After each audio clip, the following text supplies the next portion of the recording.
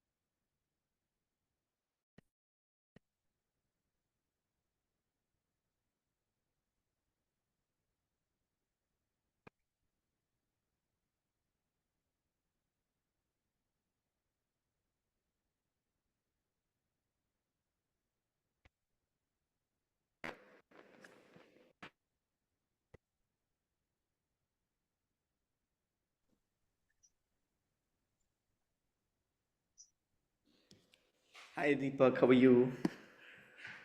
Hi Venkatesh, how are you? All good, all good. Glad to have you today. Thank you so much. All right. So I welcome you all for today's session on ISB admissions. And I have a privilege of having Mr. Venkatesh Chaturvedi with in this session would be walking us through the complete ISB's admissions process. And he has been an IIT Patna and ISB alum. So he graduated in the class of 2022 at ISB. And he's been mentoring a lot of students for their admissions process to get into ISB and the other top schools in India and abroad. So, Mr. Venkatesh, I formally welcome you and looking forward to hearing a lot of insights about your ISB journey and what makes ISB India's #1 B school. All right. Thank you so much. Thanks a lot, Deepak, for having me here today. All right. So, before you were here, so I requested the students to put their profile details in the chat box so that we can also understand our audience for today, as well as we'll do a live profile analysis session for a couple of students at the end of this session so that the students can understand what exactly is required to get into any of these top schools and predominantly ISB, right? Perfect. So, Mr. Venkatesh, will you be taking forward and walking us through the ISPs, like about ISB first? Sure, sure. Let me do that. Let me share my screen and then we can get started.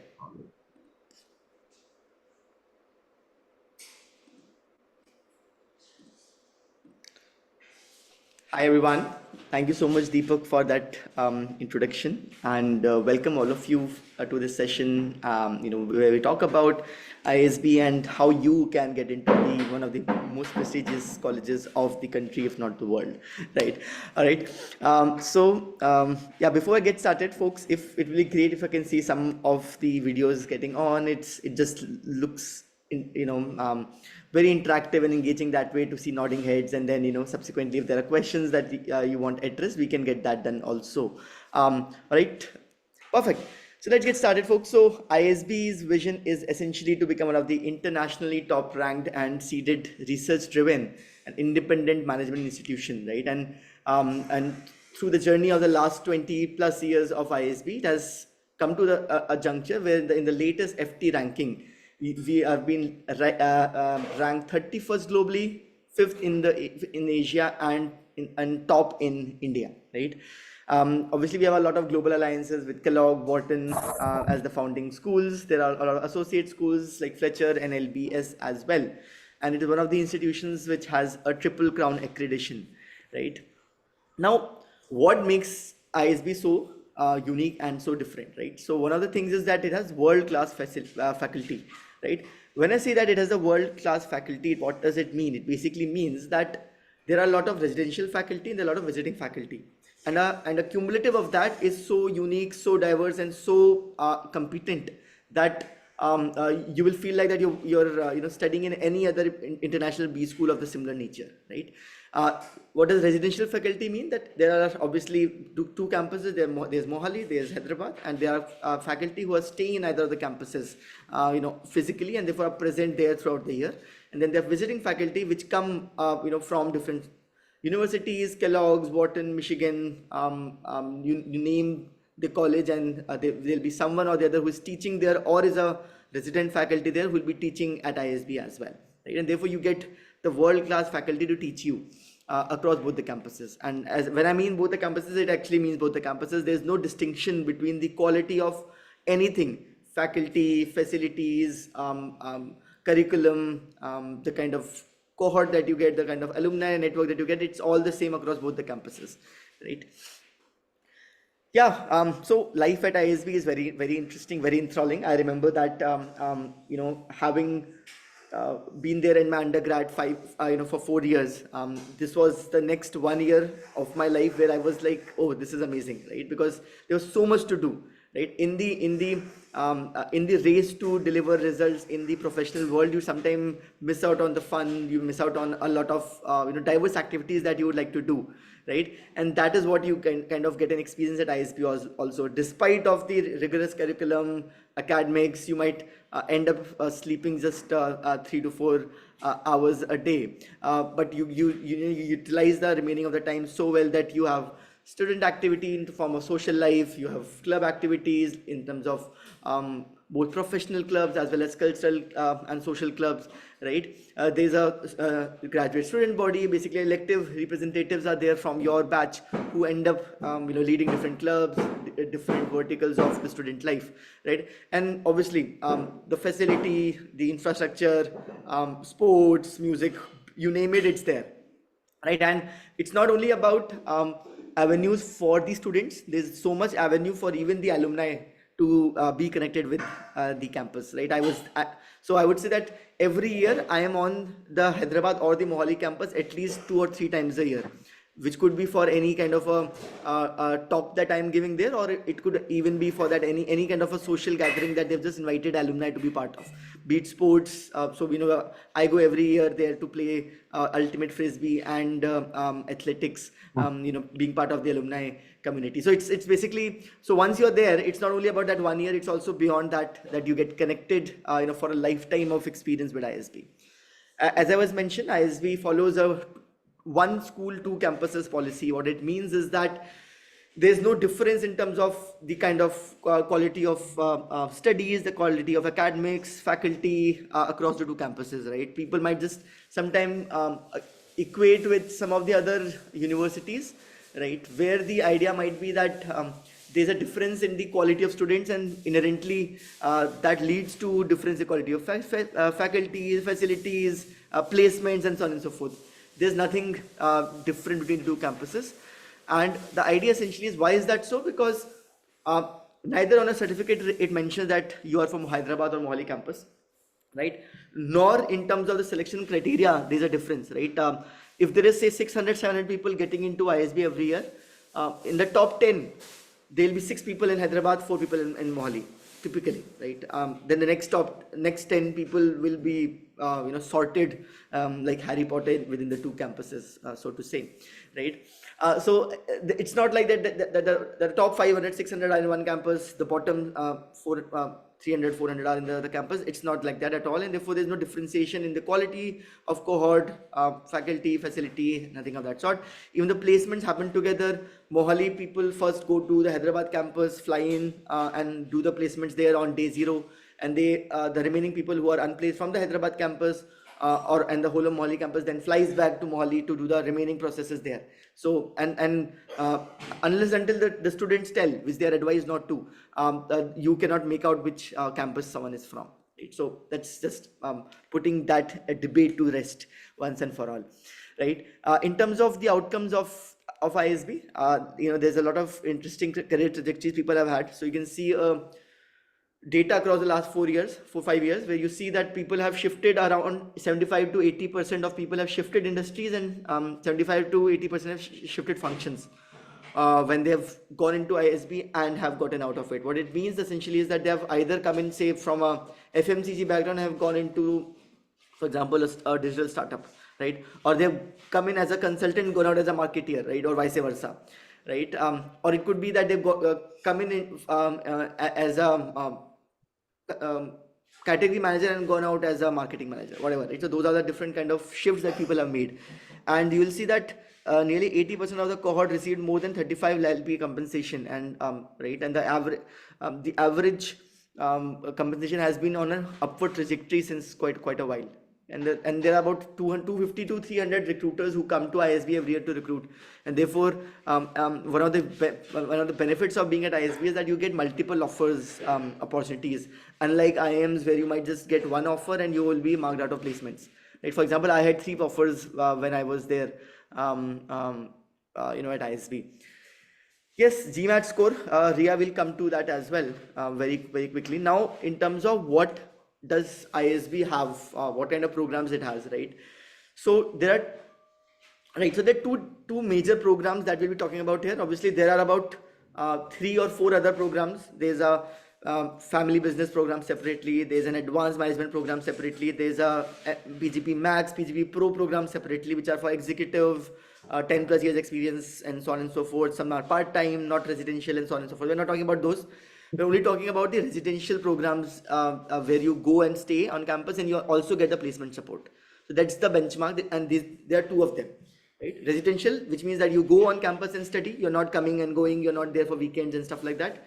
And placement support, which basically means that you will be having companies coming and giving you placement, which may not be the case in the other courses at ISB. So there's PGP, that's a 12-month program. This is the flagship program that ISB has been running for the last 20 years. And then there's a new program which has been introduced this year, which is the PGP Young Leader, or PGP YL, which is a 20-month program, very similar to an international MIM or a Masters in Management kind of a course, or in India, if you look at any of the other IIMs having a 2-year MBA course essentially, right? Yeah, now how are they different? The PGP flagship 12-month program requires a minimum 2 years of experience that you need to have on the day that you enter ISB. That's the criteria. So generally 31st March is they keep as a deadline, that by 31st March of the year that you are supposed to get into, right? It requires a 2 years experience for you to have, and it accepts GMAT or GRE scores. So someone was asking what are the scores. So it's a GMAT or a GRE score which is accepted here. And then PGP YL is a new program which has been added by replacing the older early entry option or the YLP option which existed in the ISB program, right, where you used to get a deferred admission. So deferred admission is gone, right? Now it is these 2 programs, and it accepts even CAT scores, right? So GMAT, GRE or CAT scores are accepted here, right? Now someone asked that what are the kind of GMAT scores which are required. I think it might come down the line, but while we are at it, right, these are, I think it is there next. Deepak, I think it is there in a couple of slides later, right? So I'll cover it then itself. Yeah, absolutely. We'll cover this. Yeah, we'll cover it there itself then, because you will have a more detailed insight with that. Okay, so now what's the new program all about? First, let's talk about how. By the way, by maybe just commenting on the chat or even raising your digital hand here, right? Not your physical hand, but the digital hand here. How many of you are less than 2 years of experience?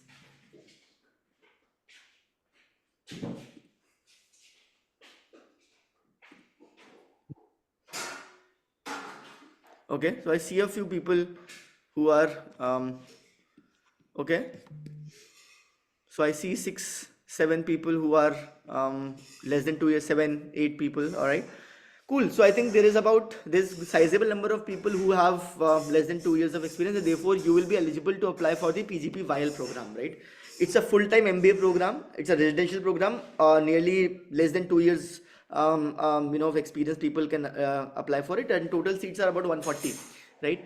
What is the criteria that they have kept? That you have to have a bachelor's degree, you have to have a valid GMAT or GRE score, or even a CAT score, right? As on the deadline date of the round in which you are applying, right? So that's basically the how they do it. And the work experience is that you should have not more than 24 months of experience as on 15th June.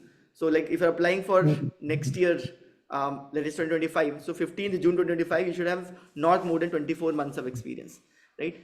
And the selection process is that there are two stages. Will be shortlisted based on a combination of your performance, your achievements, awards, test scores, essay that you write, LORs, very similar to how a typical PGP program admission is done, right? There's not much difference, to be honest. And then finally, there are interviews that you will face by the alums of ISB, and through that you get into ISB essentially, right? Now let's talk about the flagship 12-month program. Very similar. Nearly seats are 800 seats, right? The difference here is that you need to have either a GMAT or a GRE score. CAT scores are not accepted here, right? While the PGP while entertains CAT score, no CAT scores are eligible here. And the work experience you need to have essentially is that 24 months of minimum experience by 31st March of the year that you want to get into, right? And again, here also the selection process is very similar, that you have a complete application process with essays, with GRE, GMAT scores. You have to write 2-3 essays, letter of recommendation, academic details, work history, and so on and so forth. And then you go into the interviews, right? So for the PGP VIAL program, just to let you know, because the application also out, there are 4 essays that you have to write. Here it's just 2 or 3 essays. So there's a fine difference between number of things that you have to do, but more or less the kind of things that you have to fill are more or less the same, right? Now, obviously, ISB is a tough place to get into, but also very expensive to get into, right? So it's both. It's not only about this competition, but there's also associated cost that you incur, right? And it's about 35 to 40 lakhs of total fee that you pay for a 12-month program, the PGP program. And for the PGP VIAL program, it's about 29 lakhs for the 20 months program, right? So to finance that, there are multiple ways that you get in support for. You have scholarship by ISB. There are 9 different criteria, including merit scholarship, diversity scholarship, need cum merit based scholarship, I6 scholarship, international people coming in co-scholarship, and those things, right? Then there are a lot of donors who give scholarship both based on merit, need, and diversity scores, right? And then there's also a lot of scholarship by social impact startups, NGOs, people returning back to public sector or government sector, and things like that. Basically, this is for scholarship when people go out of ISB, right? So it's not about people getting into ISB. This is for when you are graduating after that. So for example, I work at Samagra, which is a governance consulting firm. So what I've always seen is that all the people who we recruit from ISB, they end up filling this scholarship, and I think a couple of them have also gotten a scholarship, where the idea is that after graduating from ISB, you have to work in a social sector or a development sector company for at least 3 years to be eligible to get that scholarship. So, and similar, there are other kind of scholarships also created for graduating people to get, right? And every year, cumulatively, from people incoming, people outgoing, there are about 25% of people who end up getting scholarships, right? But obviously there are those 75% people who do not get scholarship, and even if you get a scholarship, it may not be a complete waive off. It may be a 5 lakh rupees waive off, 25%, 30, 50% waive off, and therefore you still have to incur money. And to enable that, there are a lot of financing options, which basically means that a lot of loans you can get at a very, very relatively cheaper cost. And for example, I have a loan from SBI where I got a 6.7 fixed interest loan, which is one of the very low percentages loans. You typically get a 10 to 15% interest loan for any kind of a housing or a car kind of an expense, right? So there are specific loans that they give for IM and ISB graduates, which you can avail. And then there are a lot of microfinancing facilities also, which give collateral free loans specifically to ISB graduates.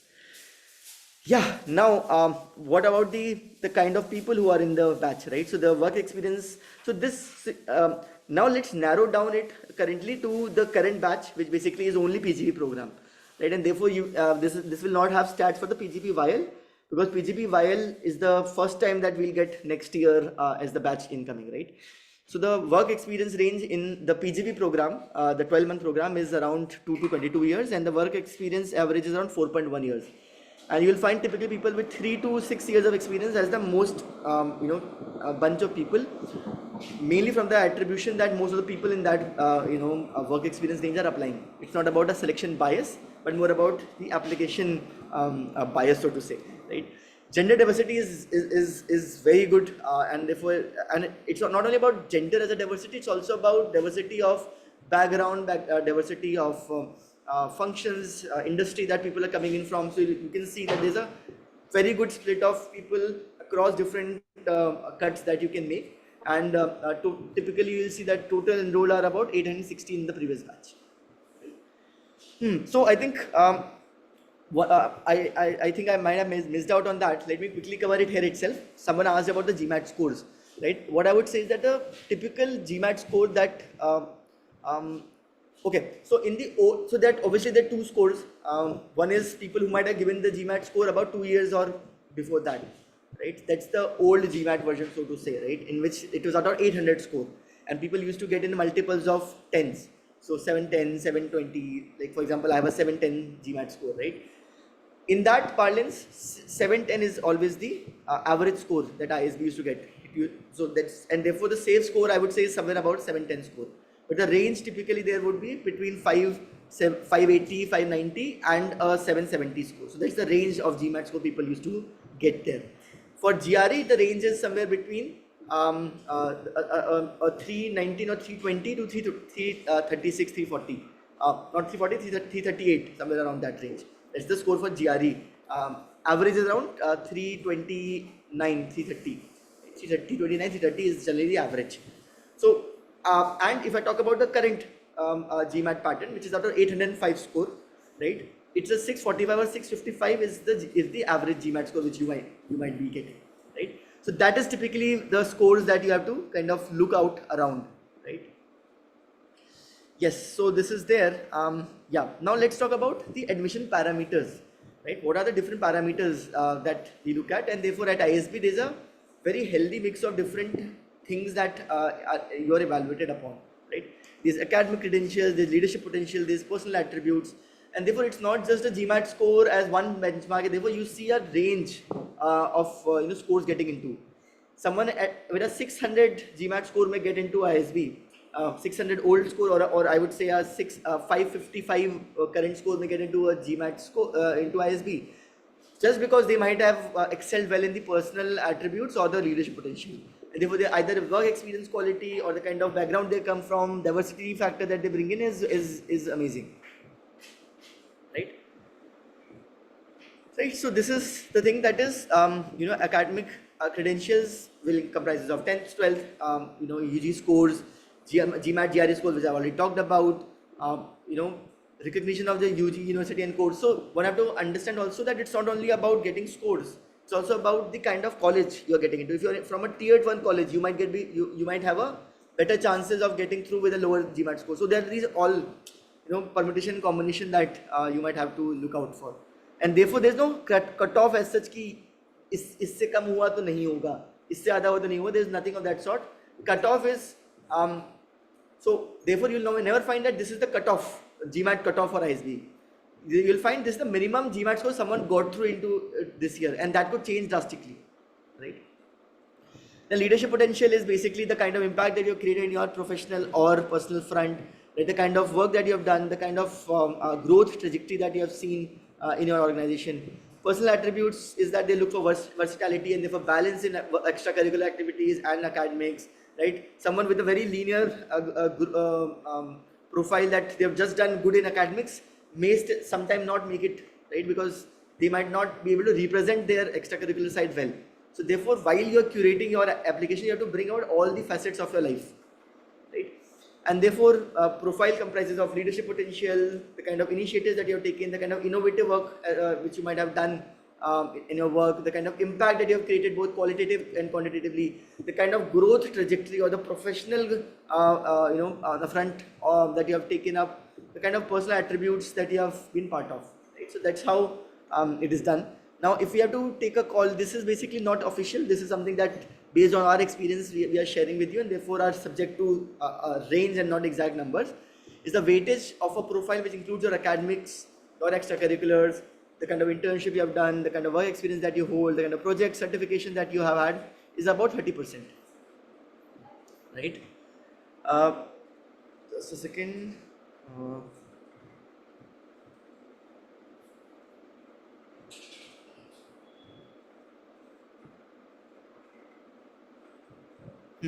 Right, and then there is obviously your standardized scores like GMAT or GRE for the PGP program, which is around 25 to 30%, and then your application itself, which is essays, interview, letter of recommendation, scholarship application, all of that would account for about 40 to 45%. Right, and therefore what you need essentially is strong and consistent academics, a GMAT score which reflects your analytical and qualitative abilities, essays that are written in a very, very curated, thoughtful manner in the word limit that they have given, and then you have a very impactful recommendation is basically what would help you out, um, getting through into ISB essentially, right? These are some of the indicative things. It's not an exhaustive list at all. Right? There are multiple things that one can do, but just for your reference, because people end up questioning themselves that whether what they are doing is something which is impactful enough. Right? There are a lot of co-curricular, extracurricular internship opportunities that could actually make you stand out. Right? RBI, Niti Aayog, government, or even non-governmental areas where a lot of impact is shown is where you can that could stand out. There could be social work, working with NGOs, working with public policy firms, and so on and so forth.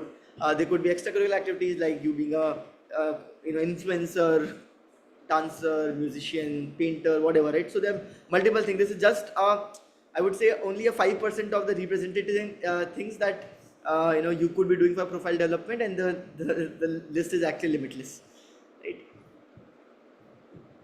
Yeah, now the GMAT Focus Edition, if you talk about how the GMAT Focus Edition is, which is, so just for everyone's information, why we are calling it a Focus Edition is because it's a new edition, right, which is out of 805 score, right? But now there is no other GMAT exam that you write, it's only that which you write. And therefore, if anyone says GMAT now, it only means this, so there is no Focus Edition separately and an old edition separately to give now. Some people might still have older scores which they might be using, and therefore the distinction is still there in common parlance. But this is the only score, the only exam that you give, which is a 2 hour 15-minute exam with 20 questions and data insights, 21 question quant, and 23 question verbal. Data insight is a new section altogether which has been introduced, and therefore is a new challenge that people have to surmount to get a good score. And that is why typically the scores have also become lesser in terms of people having the same percentile. So what I mean is that a 710 before is now a 645, basically because of the potential of people to score higher has reduced because of the new section getting introduced, and the in general toughness getting increased a little bit, I would say, right? The interesting thing about GMAT and GRE scores, GRE exams, both, I'll come to GRE also, is the fact that it is an adaptive test. What it basically means is that it's not like a typical CAT exam where you have a set of questions which you are getting in a jumbled manner across different people, and therefore you can toggle between different questions and just not choose to attempt a few. Here basically it is adaptive. Basically you get easier questions to begin with. If you make it right, you get more difficult questions. If you get it wrong, you get more easier questions or the same level of questions. And therefore the level that you reach at 700 or 800 level that you can reach it will determine based on how quickly you are answering questions and how much of accuracy you have over the time. Right? So that's basically typically the adaptive test, and the question bank therefore keeps on differentiating. About the GRE exam, right, again there are different sections here. You have a 30-minute allotted time for the analytical writing, that is one section. There's a verbal reasoning question, 2 sections of that, which splits between 18 and 23 minute there. Quantitative reasoning, which has 21 and 26 minutes, those sections. Right? And typically what is said is that if you are good in words and remembering words, their meanings and utility of words largely in the verbal section. GRE is the exam to give. And if you are more about critical reasoning, sentence correction, those kind of things are a strong suit, then the typically GMAT is the exam that you could be focusing more upon. Right. Yeah, so that is it from my end. I will hand it over to Deepak to take the remaining part of the presentation, which is about 7 ways by which you can reach ISB, the career launcher way. What does career launcher bring to the table as an admissions consultant platform? All right, thank you so much, Mr. Venkatesh. That was pretty insightful, and obviously we got a fair idea that what makes ISB what ISB is today. All right, it's been a long journey of ISB, close to 25 years, if I'm not wrong, Yes, yeah. So it's or about to be 22 years. 25 years, yeah, 22, 23 years now. Yeah, yeah. 23 years, yeah. So obviously that is good to know that there is a school which definitely ranks number one in India, and which is ranked 31st in the global ranking. All right, so all of you stay tuned. So I'll be walking you through the admissions process of how you can get into ISB and what is the ideal way that one should prepare, and like how you can follow this process step by step and actually get into a school like ISB. All right, and I was able to see a few questions in the chat box. So obviously, don't worry about it. We are going to cover each and every question quite in detail.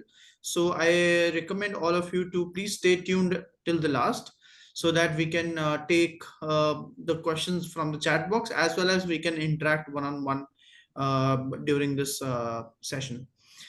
All right. So let's move forward.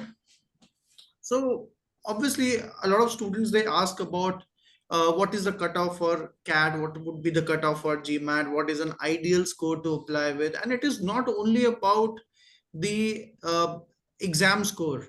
ISB, as Mr. Venkatesh mentioned, ISB evaluates a profile holistically. So there are a lot of other parameters too, not only academics, not only your leadership potential.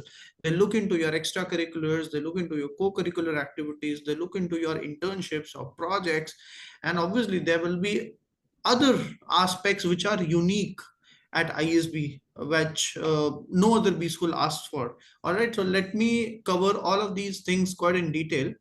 So the step one in this journey would be to choose the right fit career option. A lot of students, they are unclear about what to pursue in a shorter run, what to pursue in a longer run, and is there anything specific that I want to do. All right, obviously a lot of students, they walk in a direction where everybody is walking. So obviously everybody wants to become a management consultant, or maybe an investment banker, or maybe a software consultant. So do understand this part, that would be a career option that is good for one student, might not be good for you specifically, or obviously it might come good for it might be good for you, provided you have all of these aspects taken into consideration. So number one, that is aspiration. So aspiration is what exactly you wish to do, what where exactly your passion lies. Second is the skills. In order to pursue your passion, or in order to move into your aspirational career option, do you have enough skills in place? All right, and if not, are you doing anything to bridge that skill gap? All right. Third would be external conditions. What are the external conditions which may impact your plan to pursue your career in that particular direction? Maybe if you're looking for, let's say, ISB, so budget could be an external condition. All right. Maybe post-study career goals could be one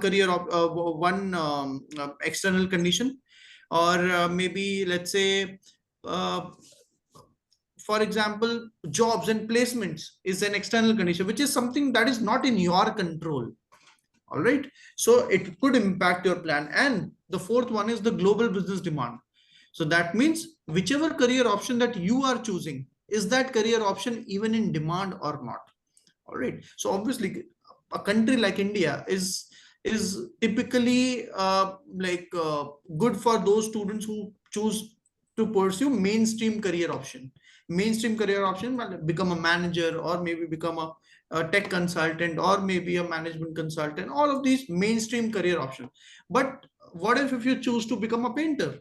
What if you choose to become a dancer? Obviously, these domains are coming up, but do you think that getting into an ISB or getting into a top B school would really help you to move into that particular direction? Okay, that is the question. So, is there any demand for that particular career option in this country, or maybe wherever you want to operate? Second is to plan your long-term and short-term career goals. So long-term career goals are nothing but but the kind of problems that you intend to solve. So a lot of students, when I ask that what is your long-term career goal, so someone says that okay, I want to get into McKinsey and Co. Somebody says I want to get into BCG and Co. But that is not a long-term career goal. Long-term career goal is nothing but a problem that you intend to solve. All right, and it should not be a personal problem. It should be a problem which is an industry wide problem. So through your internships, through your work experience, through your projects, through your academic learning, what kind of problems that you have identified which is an industry wide problem. All right, and obviously the solution of that problem should be, like, it should create an impact. It should be scalable. It should not be restricted to one specific organization. So let's suppose if you're a candidate having 4 or 5 years of work experience, if you have worked in two different organizations, and you know, this is one specific problem which is common between both of these organizations, and which may be common between the other organization in the same industry. All right, so if that is a kind of a problem, and that is the scale of that particular problem, so obviously the solution of that problem would definitely create an impact. All right, do not plan in terms of roles or responsibilities or the functional area. That is not a long-term career goal. If I become a management consultant and join McKinsey and Co today, so I cannot say that okay, I've achieved my long-term career. What exactly after this now? All right, so this is something that you'll have to think through before finalizing your long-term and short-term career goals, because this is an important part. I'll come on to why I'm saying this in my subsequent slides. Short-term career goal is nothing but the plan of action to achieve your long-term career goal. All right, so the kind of skills that are required to achieve your long-term career goal, the functional area of expertise, which is the function that you want to choose, where you want to become an expert, and like define the target roles, target responsibilities, target organization or the industry where you want to work, and which industry in which you want to operate. All right, so this is the short-term career goal. So let's suppose, let me take an example. One of our students who got into ISB, so he observed a problem that, like, there is a majority of Indian retailers who fall in the unorganized sector. All right, so obviously that impacts the overall economy of the country, and you would find 90-95% of the small retailers, so they operate in the unorganized sector. There is no proper taxation, there is no proper bookkeeping, there is no transparency in the business. All right, and definitely that restricts these shopkeepers to scale their businesses. All right, so this is one kind of a problem, which is an industry-wide problem, right? Now, what is the solution? So obviously to implement technology, to implement ERP systems. How you would be able to do that? To educate people, to create the software systems in such a manner that every person who may be educated or may not be educated could operate that particular system. All right, so this is one solution of that particular problem.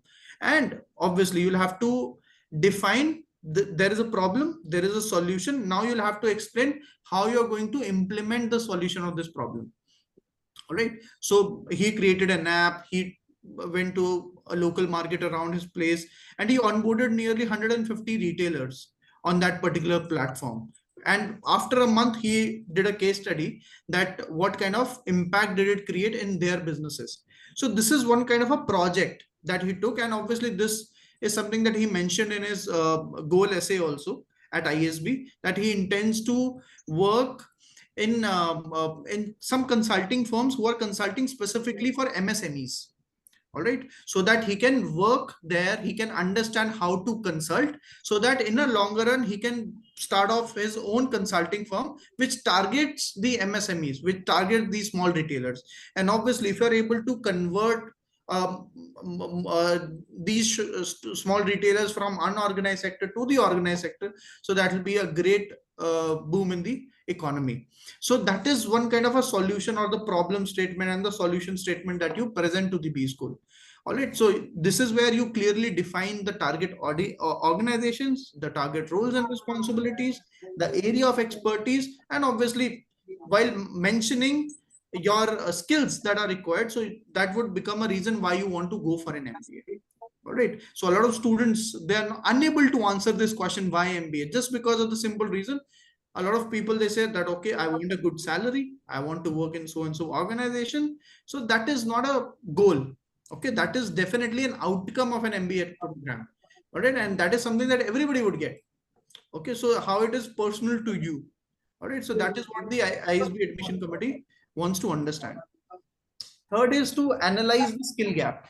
So analyzing the skill gap means firstly understand the kind of skills that you've earned through your internships or through your undergraduate degree, the job that you've been doing, in terms of functional skills and the vertical skills, what you have learned. All right. Second is the skills which are required to achieve your long term and your short term career goal. Okay, and obviously the interdisciplinary skills. So for example, if you are very good with marketing, so you should understand what is finance, what is operations, what is business analytics, or maybe what is HR. So you need to understand the different disciplines and how these disciplines work in a coordinated manner in a business ecosystem.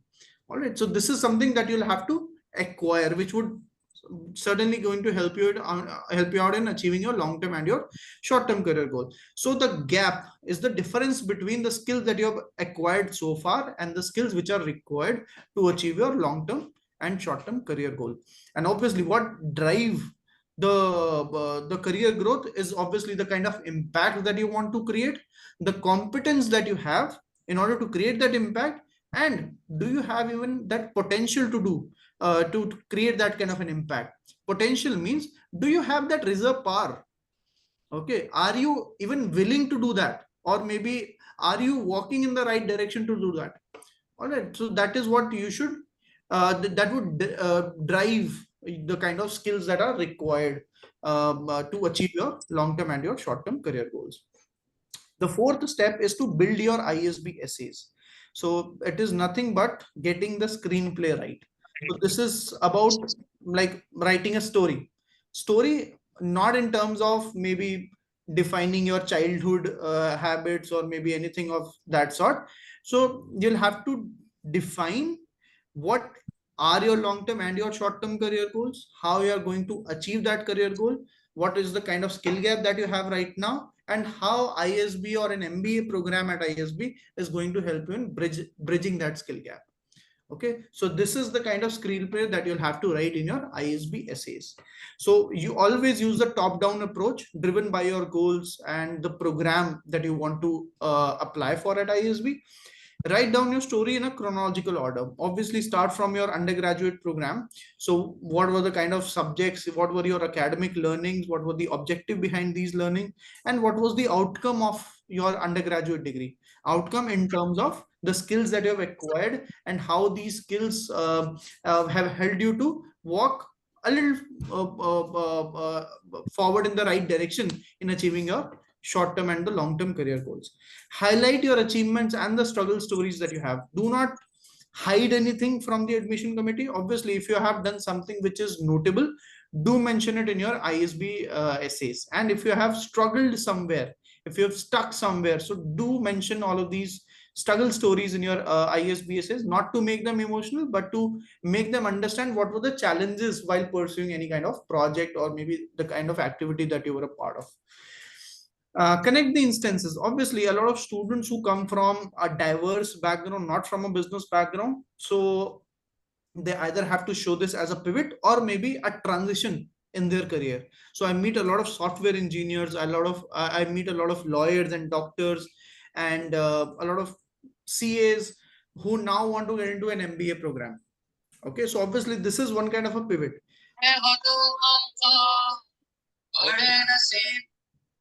That's good. I request all of you to please keep your mics on mute. So a lot of people, they want to get into an MBA program, but obviously if you have a goal in mind, so you would be able to define this better, that why exactly you want to take this pivot. And I've seen a lot of students who take a pivot immediately after completing their undergrad. So they have completed 4 years computer science program, and they've joined maybe as a marketing executive at an organization. All right. So obviously you'll have to define these pivot points in your ISB essays. And obviously the best way to define these things would be to by taking real examples. Okay, from your story. Make it as personal as possible. All right. Do not mention any general aspects or maybe something which everybody does. Okay. Make it personal, so that you build that connect with the adcom, and obviously you help them understand the kind of struggles, the kind of achievements, or the kind of the instances that have made you a person like this what you are today. What exactly will you be able to learn in an MBA program? So do an extensive research on the kind of college, the program, the concentrations, the electives that you have, and obviously that would make the admission committee understand that you have researched well, you know what exactly you want to get into, and what exactly would come up in your way while you will be pursuing an MBA program at ISB. So you are well aware of that. So how will you be able to add value to the institution? So obviously mention all of these, the kind of skills that you have acquired so far through your undergrad, through your jobs, through your roles and responsibilities, and how well you would be able to transfer these skills to the other students who are studying with you, okay, in an MBA program, or maybe towards the institution. How will you be able to add value? So do not hide anything. If you're a good, let's say, if you're really good with the let's say music, so do mention this thing that okay, I am a singer, or I am a musician, so I would be definitely be able to contribute to the music club that is there at ISB. And obviously ISB take parts in a lot of competition across the country, across the different universities and the colleges. So obviously I would be able to add value to that particular club or the society that is there in the school. And for example, if you're really good with research, so do mention this thing that okay, these are the kind of tools that I use, and these are the kind of research work that I have done so far. And obviously the peers would be able to learn from me, or I'll be able to help them learn that how they can make a career in research. All right, so do mention all of these things in your essays, so that it gives one kind of a USP to the to the adcom, that what you have in your profile. All right, now most awaited. A lot of you might not be aware of this, or maybe if even if you're aware, so you might not have gone through these essays. So when it comes to ISB PGPYL, which is the new ISB program, so there are a few things that one needs to consider, and all of those students who have 0 to 2 years of work experience and would be applying to PGPYL, so do give your attention here. So ISB would ask you to craft a resume. ISB would ask you to submit your 12th score, your undergraduation score, your CAT appointment ID, or a GMAT or a GRE score. All right, along with ISB essays. These are the three essays what you'll have to submit. Apart from these essays, there will be a letter of recommendation also. I'll come on to that in my subsequent slide. But when it comes to essays, so here are the three essays. And what exactly these essays ask about. So Mr. Venkatesh, from your experience, you've been mentoring a lot of students to get into ISB. And these are the new essays what ISB has introduced. And obviously this is kind of new for the students who might be applying for any 2 year MBA program in India, because none of the other schools in India, they ask for these essays. Okay, they only evaluate and shortlist candidate based on their 10th 12th graduation scores and the CAT percentile. But ISB is going to do all of that along with essays and LOR. All right, so how is it going to be a little challenging for the student, or maybe will it make easier for the student, or will it make difficult for the students to actually get into ISB? Right. So, yeah. So these are so basically typically people who are writing CAT examination are not very accustomed to writing these kind of essays, right? And but people who have generally given GMAT or GRE exams and are applying abroad or in some of the Indian colleges which accept these scores, they have a practice of writing these essays. But regardless, the idea essentially is that these essays are to test you out beyond your academics and beyond your scores, right? And they want to get to know you as a person in totality. And that's why if you see the kind of questions that they're asking are very, very diverse and are, very, very thought provoking as well. You basically get to introspect and retrospect about your life, in a very detailed manner when once you are writing either the PGP VIL program or even the flagship PGP program, right? So, for example, the first question here is talks about that. Um, has there been a situation where you have assumed a leadership role without formal authority? Because and why is this question so relevant? Is that this is targeting people less than 2 years of experience, and less than 2 years of experience, it is very difficult or very rare to anyone to get to a stage where you are actually formally leading anyone. You might mostly be a team member or an individual contributor. And therefore, if they ask you a question which they typically ask a PGP program, that okay, leadership role, how kaise kiya aapne or how have you done it, it will not make sense because many people do not have had the opportunity because of just the sheer fact that they're just very, very new to the industry, right? So they've therefore asked you, okay, there's a formal leadership, there's informal leadership.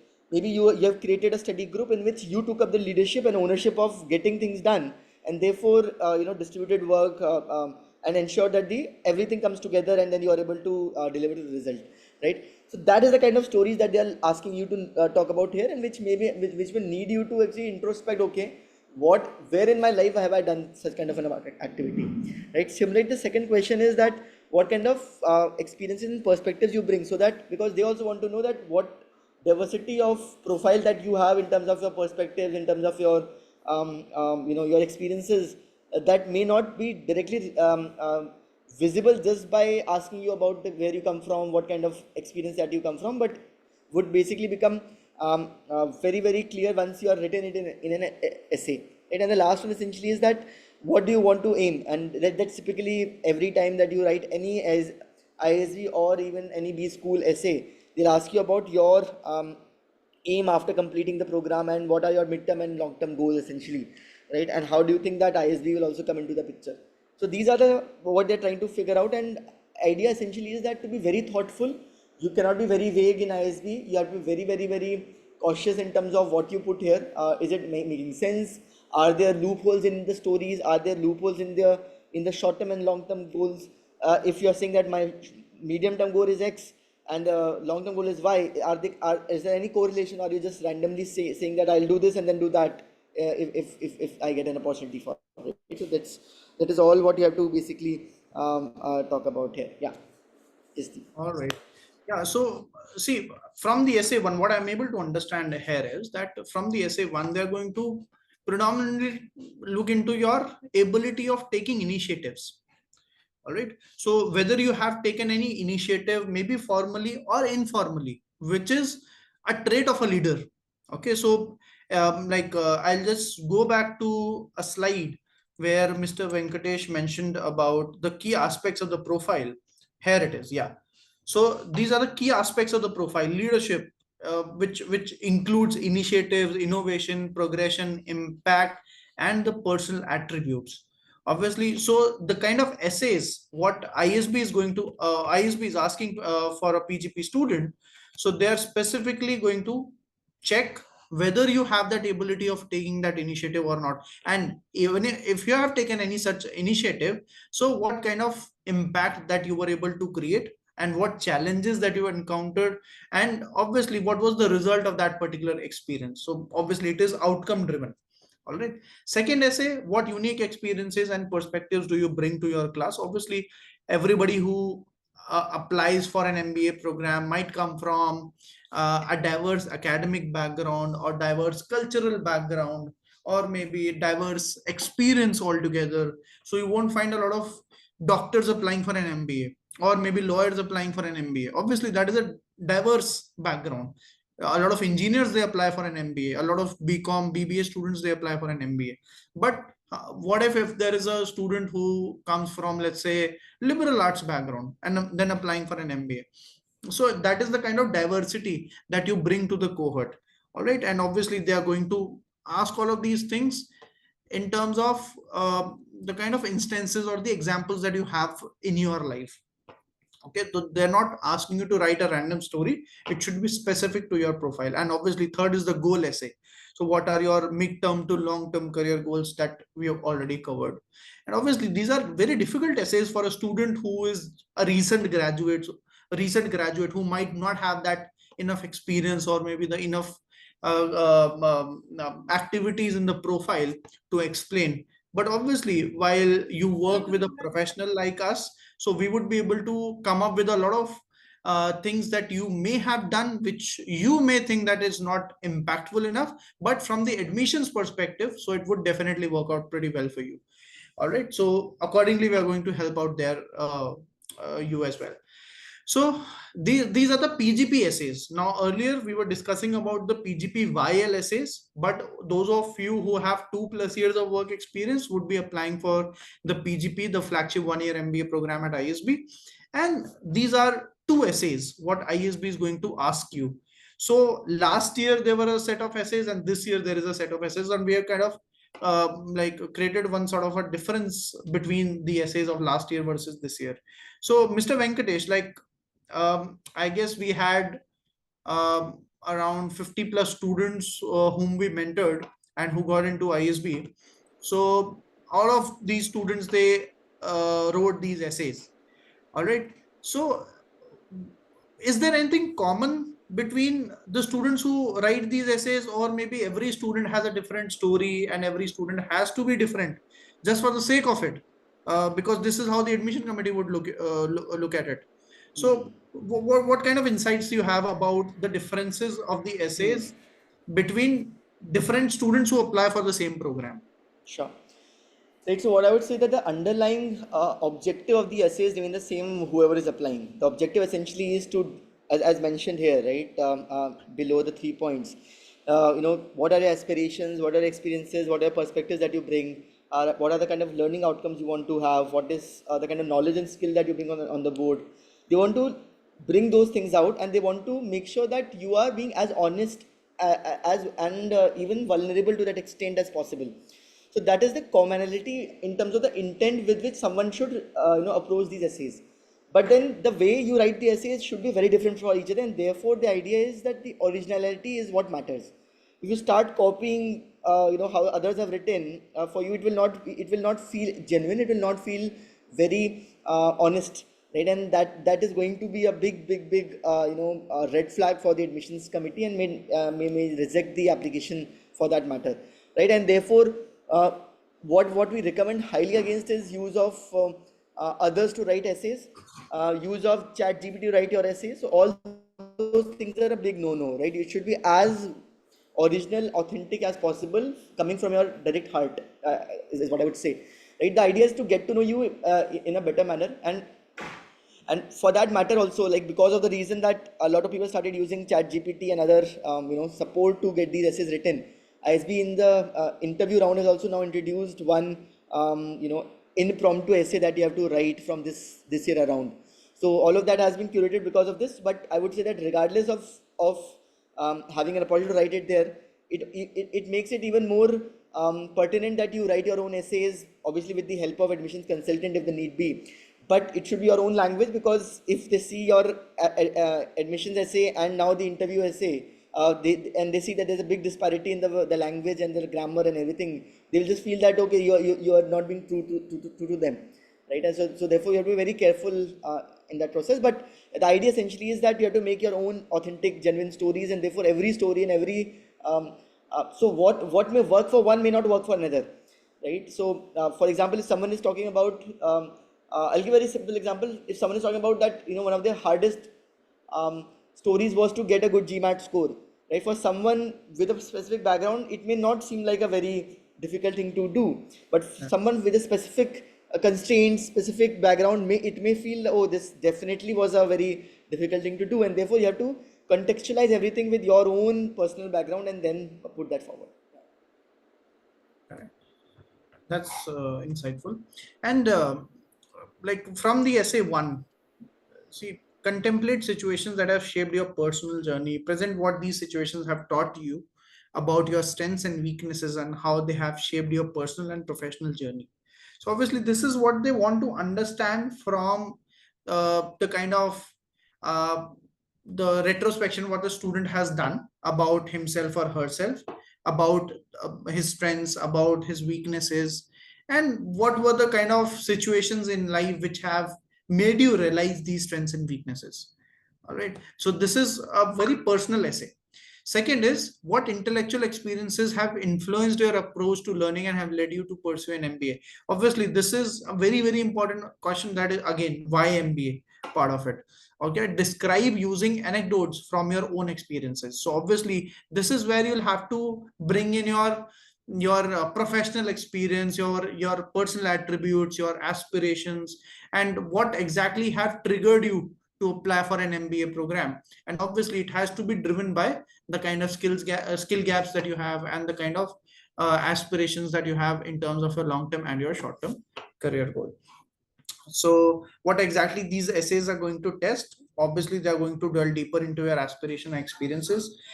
They want to understand the kind of activities that you were a part of, what was the objective behind these activities, what were the learnings, the outcome, and the impact that you have created so far.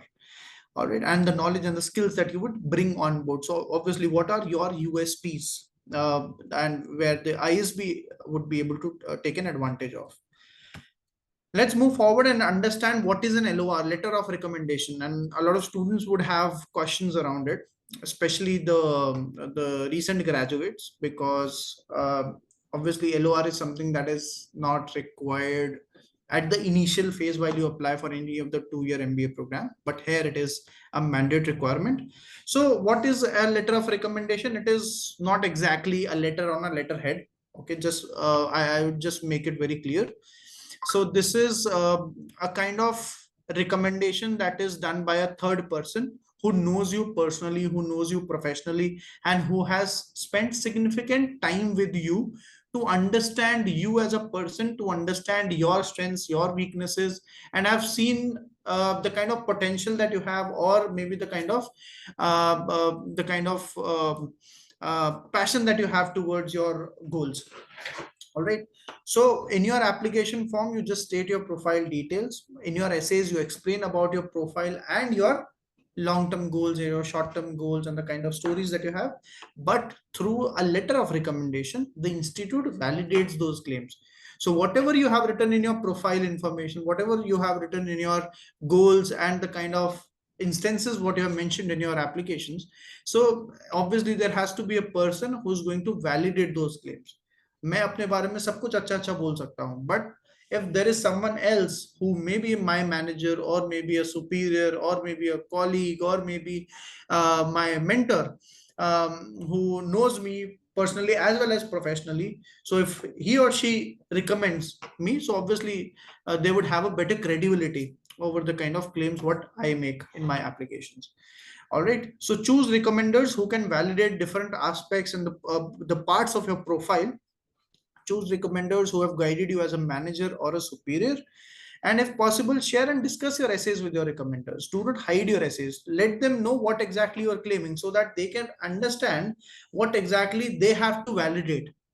All right, and this is where we also help our students, so to identify the right recommender based on the kind of people who have worked with you. So we create a list, we do a background check and understand what exactly they have done in their lives, and accordingly we shortlist the who should be the right recommender to your profile and what exactly he or she should recommend you for. All right, and obviously recommendation from a senior person who has created an impact in the industry would definitely work like a magic. So maybe a person who has been in the industry for past many years and who have mentored a large team, who has definitely created an impact, who has a strong credential on his profile. So obviously that kind of a person would make a difference in your application, but only if that person has directly worked with you. Okay, so do not try to get a letter of recommendation from maybe an ISB alumni or maybe any Harvard alumni or a Stanford alumni, or maybe the prime minister of the country. So that is not going to work out for you. ISB knows that if you're getting a recommendation from a person whom with whom you might have a personal connect, uh, obviously that recommendation letter would be a biased recommendation. All right, so do avoid choosing people who have not worked with you directly. All right, and what ISB says, you will have to provide details of one recommender who can be your reporting manager, previous manager, senior colleague, client, previous client, business partner, supplier, auditor, or anyone from a similar space.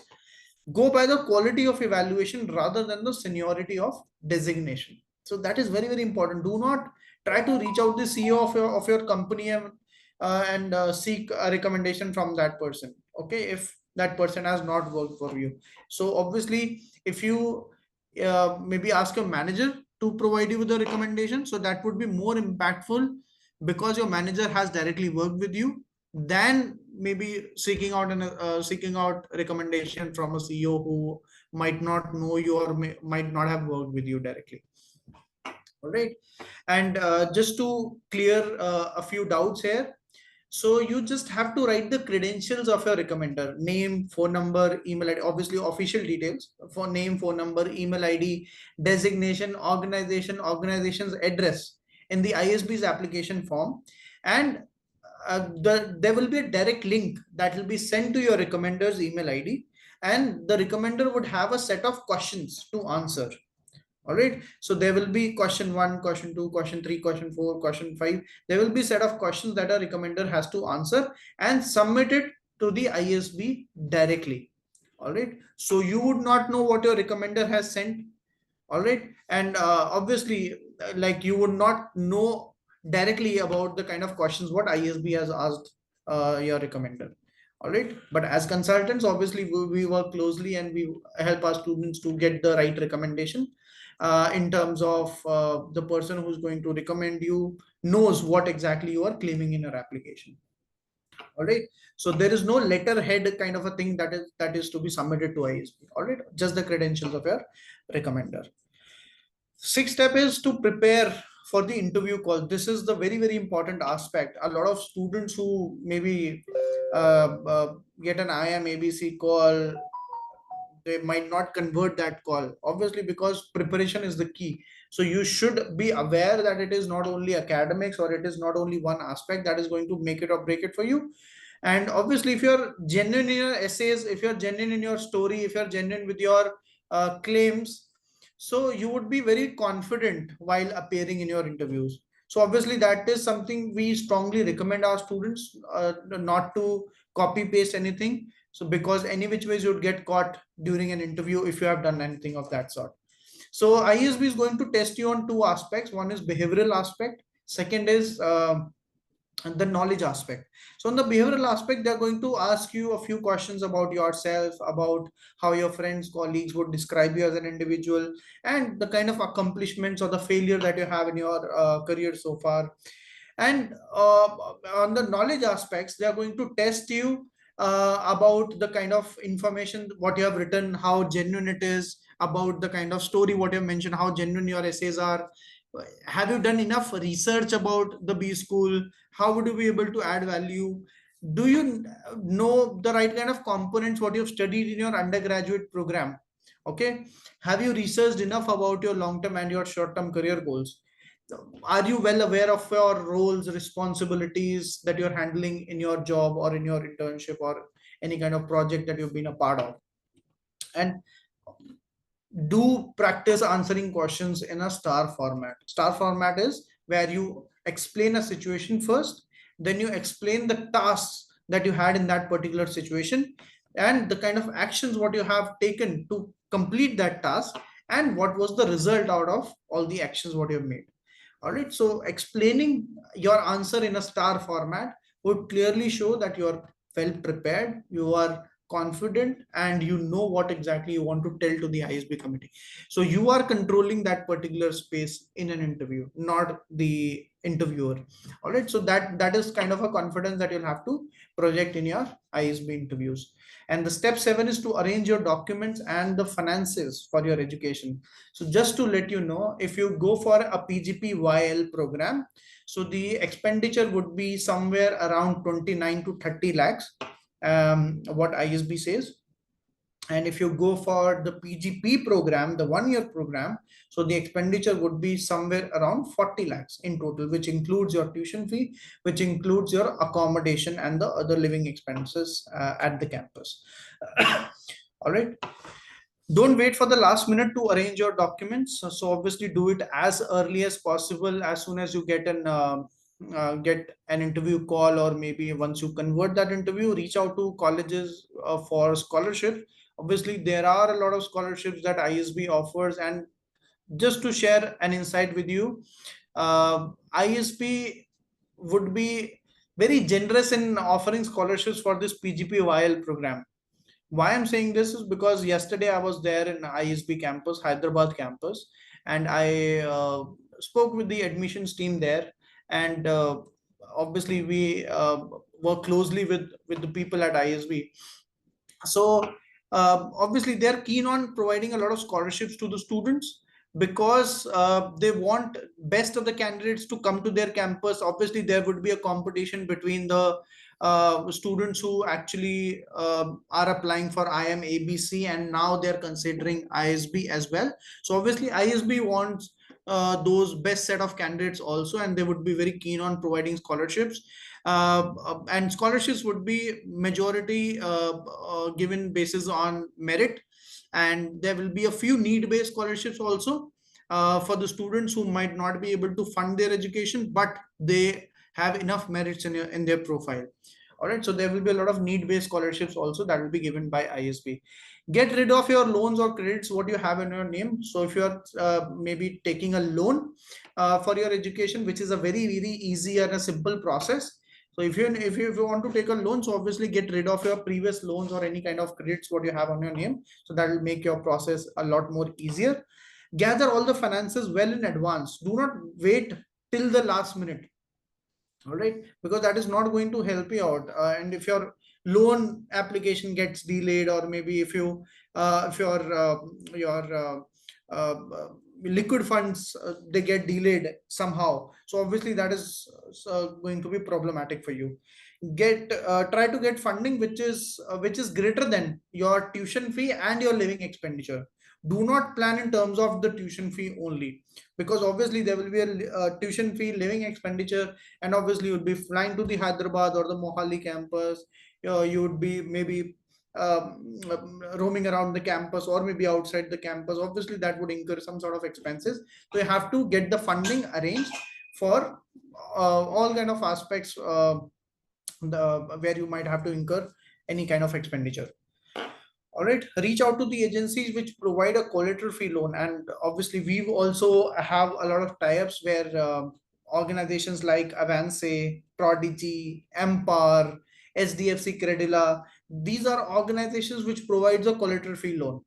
Okay, and they have a very easy and a simple process to disburse loans. So they are just going to ask you for a set of documents and your ISB admission letter. So if you have all of these things in place, so it is most likely that you would get an easy loan, and obviously at a very competitive interest rate as well.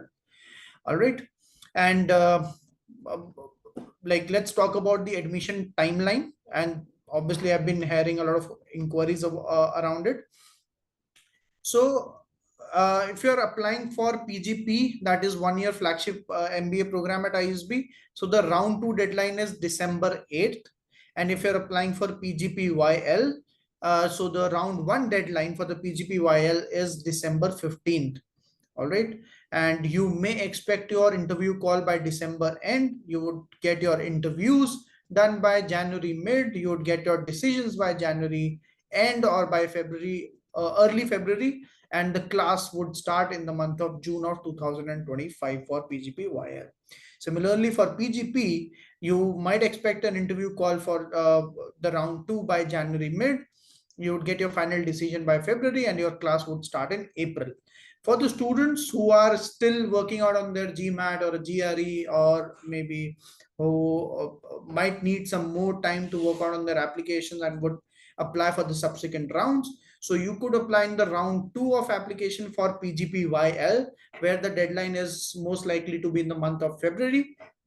That would be the second and the final deadline for PGPYL. And for round 3 for PGP, the final deadline would be again in the month of February. And you would get your results by March, and your class starts in the month of April. And we talk about your consulting timeline, so it would start from now and it will go on till March. So from now, we are going to start helping out with your profile building, with your uh, resume building, with your essay building, with your letter of recommendations, preparing you for interviews, and helping you out with the complete process end to end. And obviously, your consulting would start from now and it would go until you get your final decision from the B school. All right. And how Career Launcher would enhance your application. So obviously, we help you to brainstorm and create an application strategy which is to the point, which is completely personalized to you. And obviously we provide guidance for crafting compelling essays, and this is where we are expert at. And we help you identify the right recommender, who should be the recommender and what exactly he or she should recommend you for. And we prepare you for the interviews. We have ISB alums, we have people like Mr. Venkatesh, who would be a part of your consulting team. And we have a lot of IM alumni and the ISB alumni whom we work with, who prepare and guide our students for the ISB admissions process. And we provide regular feedback and the iterations which are required in terms of your profile or in terms of your application building. To invest in your success, obviously you can choose Career Launcher. So it is not only about delegating your work if you're hiring us as your consultants, it is always about collaborating. So the kind of efforts what we put into your application, we expect more efforts from you to put in your own application. All right.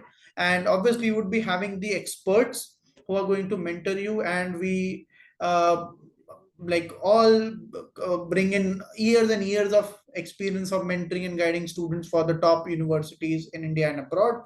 And obviously we have proven results, and this is our 30th year that we've been consulting students for the top B schools. And when it comes to our consulting program, so we help students with ISB specific consulting for both PGPYL as well as for PGP. And we do consult the students for IM 1 year MBA consulting also, for the students who have maybe 3 years, 4 years plus of work experience. And we do consult students for MBA and MIM programs for outside India. So our success has spread across the top institutes like Stanford, MIT, Columbia, Yale, HEC, INSEAD, London Business School, NUS, or EDHEC, ESCP, ESSEC, all of these top schools that you must have heard of. And we prepare the students for GMAT, GRE also. And we are pioneers in the test preparation in the country. And this is what our students they say about us. Atiya Lok, who got into ISB, Ahmedabad, and Bangalore, all the three schools where she applied through a consulting program. Deepak Rathi, who got into ISB, and there have been multiple and the numerous students who actually took our services, and they got into ISB in the recent time. And as I said, it has spread across the different top schools across the globe. And now I open the forum for the Q&A, and we'll be taking the questions from the chat box first. And in the meanwhile, there is an announcement that after this session, in the coming days, we would be scheduling one-on-one profile analysis session. So if anyone who has a doubt about his profile, or maybe want to have a first-hand call with an admission expert, can definitely fill up this form, and we would be more than happy to call you and schedule your session.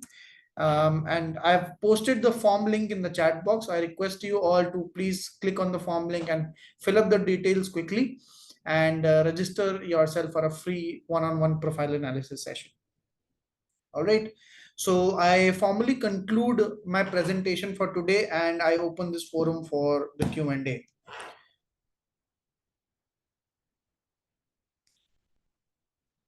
All right. So let's take up a few questions.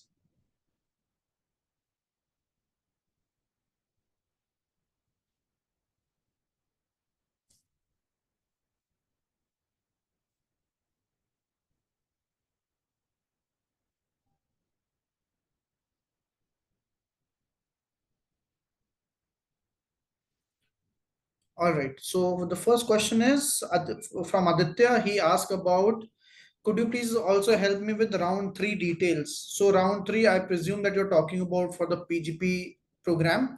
So the round three is yet to be announced, and most likely the deadline would fall in the month of February of 2025. Right now, there is a round two that is going on, and the deadline for the round two is December 8th. All right. And Parinishta. She asked, what CAT percentile cutoff can we expect this year? And this is a very interesting question, and this is what I asked when I was at ISB yesterday. So, so it is most likely, because there are 140 seats available for this PGP YL program. So it is most likely the CAT percentile would be somewhere 93 and 94 percentile and upwards. Okay, however, there is no cutoff criteria. Anyone can apply with any CAT score, and there is no sectional cutoff criteria as well. You can even apply at a 60th percentile also, but obviously you would have lower chances to get to convert your admit. But all I can say is that you're all eligible at any CAT percentile. But when it comes to an ideal percentile, which would actually increase or maybe keep your chances higher to secure an admission, it would be 90th percentile and above. This is what I recommend, along with an excellent application. Okay, so like this is an insight. So obviously ISB is not going to be too stringent on the CAT percentiles, because this is one kind of a school which evaluates student holistically. Okay, so there will be a lot of other parameters that ISB would look into. Okay, not only to your CAT percentile. So this is where you get an opportunity to explain your profile better in terms of your essays, in terms of your LOR, in terms of your resume that you share with the AdCom. And obviously, if you have maybe any percentile above 90th and 90th percentile and above, so you would have enough chances through CAT. So Anmol asked, my concern for PGP program, tier 3 UG college, only a couple of college level extracurriculars, but work in a hardware niche industry. Okay, so how is it a concern? So obviously, there are hundreds and hundreds of colleges and universities in India, which might not be amongst the top tier category, but still they provide quality education. So it doesn't matter that your which university that you come from, the kind of performance that you have in the university and the kind of performance what you have delivered post completing your undergraduation. So that is something is going to create a difference, not the ranking of your university. All right. So Dipanshu asks, one thing I'm concerned about as someone who would be applying for the YL program, they are accepting CAT score this year, and my concern about the percentile, like in GMAT, GRE, you can't score a percentile of 99 plus, but in CAT it is quite possible. So would there be any bias regarding the percentile? First of all, Dipanshu, there would be no bias.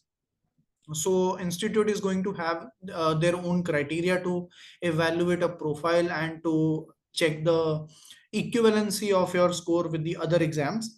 And just to share with you, it is not that anyone cannot score a 99 percentile in GMAT or a GRE. Just to mention with you, recently a couple of career launcher students, they scored 100 percentile on GMAT. All right, and there have been numerous 99 percentilers in GMAT at career launcher. So it is not about that the student can't score a 99 percentile in GMAT or a GRE. So obviously that is definitely possible, but that is not at all a concern. So if you have a higher cat percentile, so you should definitely apply with that.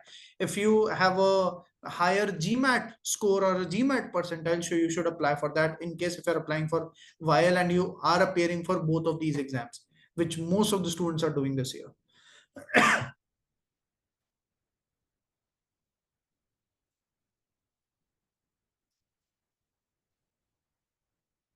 So Tina asks, can we code project lead at college or cultural coordinator leadership here? Definitely you can do that. So this is again the kind of initiative that you take during your undergraduation, and that works out pretty well. What if we have a gap year, 1 year just done internships? That is fine. So if you've done internships, you are not sitting idle at your home. So obviously that is not a gap year. Okay, so if you're doing something in that particular period, like it may not be full time, but still, if you're doing something where that you can explain to the adcom, so that is not going to impact on your application.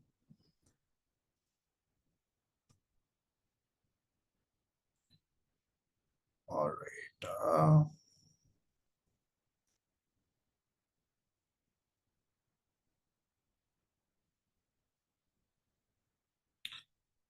All right. Jignesh asks, I understand ISB has introduced essay writing at the time of interview. So how can we match the level of articulation by admission consultants in the essays and the impromptu essays? Obviously, we train you that what could be the potential questions that you would get. Say, this is the kind of experience that we bring in, Jignesh. This is what we've been doing this from past 20-25 years now. All right, and every year we have hundreds of students who get into these top schools across the globe. So we prepare you for any kind of situation that might occur during your interview, during your application journey. All right, so be it your college interviews, as well as if you're applying abroad, so we do help you with your visa interviews also. All right, so we prepare you for all kind of situations that you might have to face during an interview, and obviously there will be a specific set of questions that we share with you, which is most likely that you would be asked during an interview, and you might have to write an essay on. Okay. Aniket asks, does applying in PGP round 3 decreases the chance for need-based scholarship? I have seen somewhere that most scholarships are allotted for round 1 and round 2. First of all, somewhere is not the authentic source. So uh, as I told you that we work closely with the ISB admission committee every year. So there is no reservation for the scholarships for round 1 and round 2 candidates. So if you're having a good profile, if you're having a good exam score, so you can apply in any of these 3 rounds, and you would have enough chances to secure an admission as well as to secure a scholarship. All right, so scholarship specifically depends upon the merit that you have in your profile, or the kind of need what you would have for pursuing your MBA program at ISB. So Tina asks, do you provide MIM plus GMAT together? Yes, definitely, Tina. So we have integrated programs where we help students with GMAT preparation also, and we help students to get into some of the top MIM programs abroad. So a lot of students, they take our services together only for GMAT and MIM, or GMAT plus MBA, or GMAT plus ISB. So obviously we have that service in place. So you can fill up the form, and my team would get in touch with you. So Sarang asks, I recently graduated from BTech Marine Engineering. So what should be my approach now? So Sarang, first of all, definitely you bring in some diverse experience uh, in terms of your education. So if you're a recent graduate, so you should appear for CAT or GMAT or GRE this year. If you haven't prepared for CAT, so do not worry about it. Go ahead with GMAT. Okay, because GMAT is an exam that you can take at any point in time during the year. So you can maybe start off your preparation now. You can complete your GMAT prep by December end, and you can apply in the round 2 of PGPYL. And obviously, we can help you out with that with your GMAT as well as your applications. What are you doing the profile analysis? Definitely, Ria. I would be like, firstly, but I'm taking a few questions and then I'll be specifically talking about the profile. And does work being not related to degree has an effect? Obviously, it would have some sort of impact because it would show that you might be unclear about your goals at the time of joining your UG program.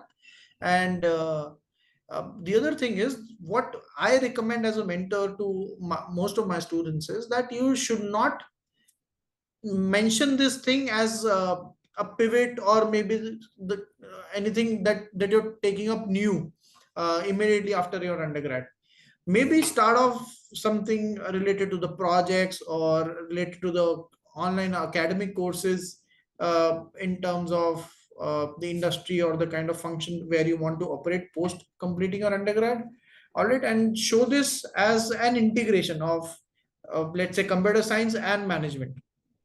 Okay, and if you show that integration, so that is a kind of transition what you're taking. Or maybe if you're having the goals in place, so you would be able to define this better, that this was already in the plan, that okay, I would be completing my 4 years of computer science degree, and I would be working as a associate consultant or maybe as a marketing executive at an organization. So this was pre-planned.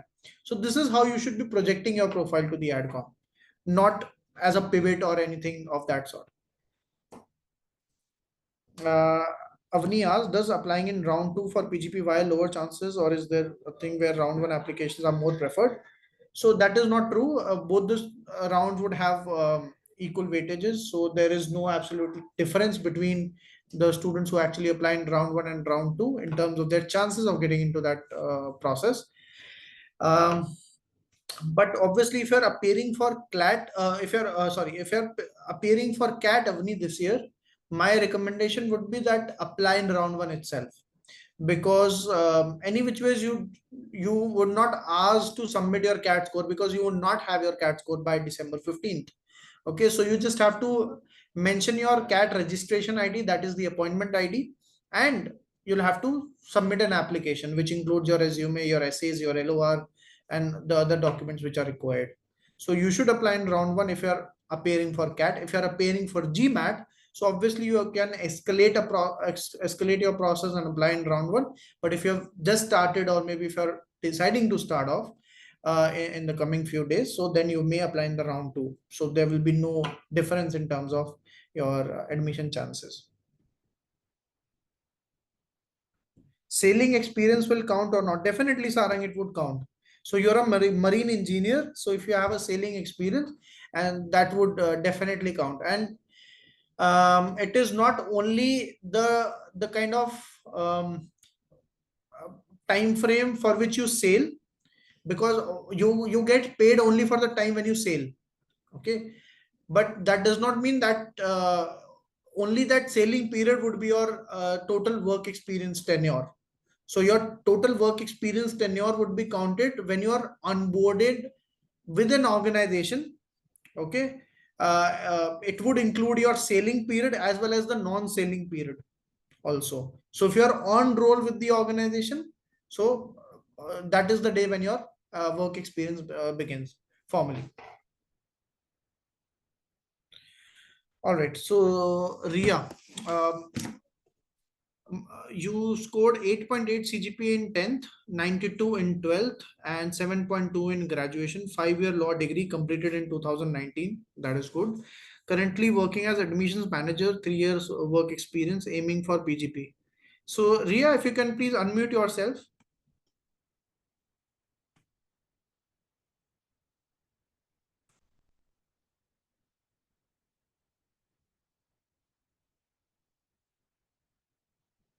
All right. I guess not a problem.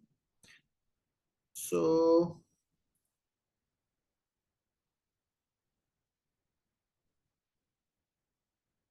anyone who wants to discuss his or her profile?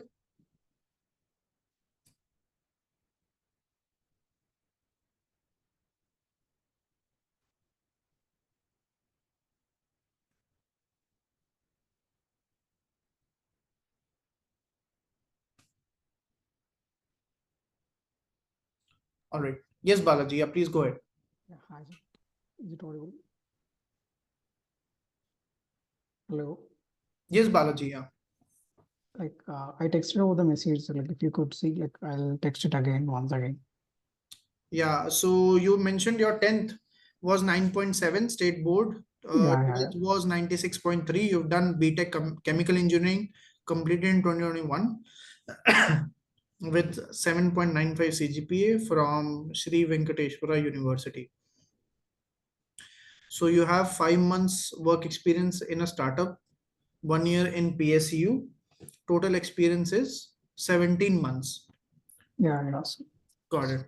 So considering that you have 17 months of work experience and I presume that you're currently working, right? no, no. So like right from last November, I have been like looking for opportunities, not working yet. All right. Got it. So first of all, you graduated in 2021. So by now you should have maybe 3 years plus of work experience, but you still only have 17 months of work experience. So you are eligible to apply for a PGPYL program, but you need to justify this gap period. So what exactly you were a part of during these Mhm. past 18 to 20 months? That is the gap that you have in your profile. As far as your academics are concerned, 10 12 is fine. 7.95 CGPA is pretty average, but you need to compensate it with a good CAT or a GMAT score. And I would recommend you that you appear for GMAT if you haven't prepared for CAT yet. So you should get a score of somewhere around a 665 and above. So that would certainly increase your chance to secure an admission. Okay. Okay. And in addition to this, I would also recommend you to apply for a few other schools in India.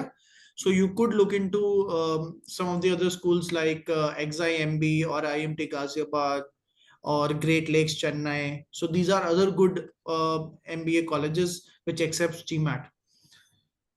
Okay. Yeah. All right. Okay. Thanks. Thanks. Thank you Hi so Deepak. much. This is Rohit here. Could you please Yeah. look into my profile as well? Hi, Rohit. So let me check.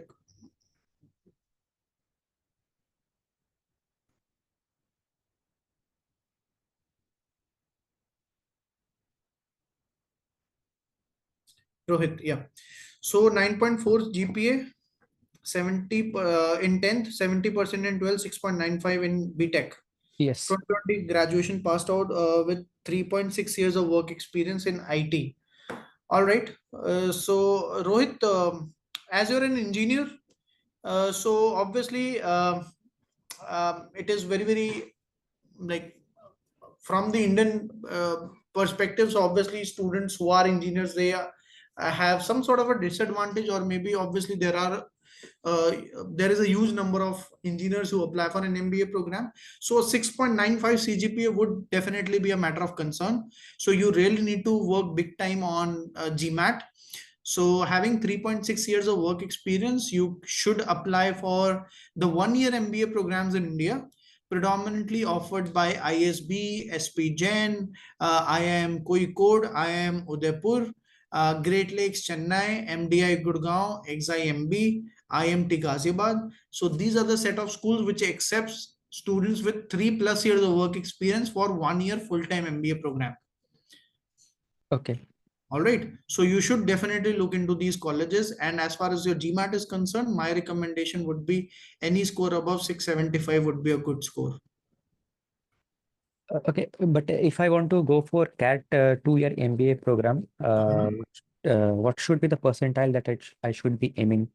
So if you appear for a CAT, Rohit, so obviously you should have a percentile of 97, 98 and above, so that you can expect a few good IIM calls as well as the non-IIM calls. Um, Having 3.6 years of work experience at a non-IIM would be an advantage for you, but in an IIM it would not be an advantage for you. Okay, and you really need to compensate your UG CGPA, because for any 2 year MBA program, colleges, they are very stringent on evaluating students based on their academic background.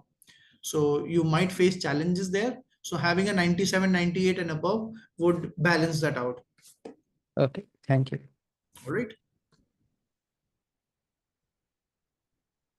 All right. Divya has shared the profile. Divya, if you're there on the call, please unmute. Hi, yes. Hi, Divya.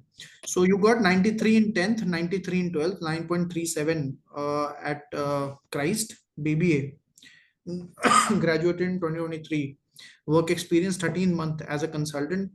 Quit in August. Preparing for CAT right now. So this is a typical ISB PGP while profile.